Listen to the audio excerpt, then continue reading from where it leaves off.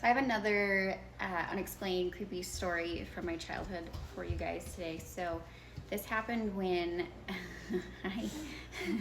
when my great grandma had passed away, and I was about 8 years old, and we lived in this apartment at the time.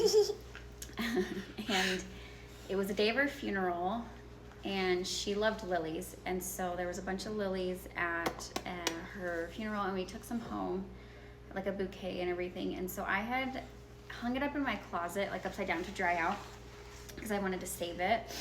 And later that night, like the whole room in the middle of the night, I don't know what time it was exactly this happened, but the middle of the night, my whole room, it's just huge, like very intense fragrance of lilies, and lilies have a really strong smell, you know. And so the whole room just completely, very like an overwhelming smell of lilies.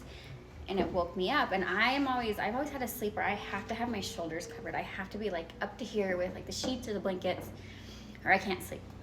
And so I'm laying on my side and I'm like this, and my shoulder's cold all of a sudden, right? So I'm like, so I grab it to try to yank the covers over me, and I can't move it. It's like someone's sitting on it. Like I cannot, it like physically will not move. So then I like look down and I can see an imprint of someone laying on my bed, and I'm like, and at the time, I was little, and obviously that scared me so bad that I leapt as far as I could out of my bed and went straight to my mom's room the rest of the night. But I remember that very vividly, and that was very real, where I went to yank it and it would not go.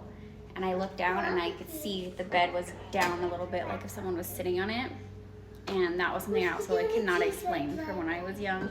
Looking back, and like after I thought about it over like the next few days after, I was like, that had to have been grandma, right? So I'm pretty sure that's who it was, and it made me feel better about the situation, but it did still scare me to have that happen, especially being like 8 years old.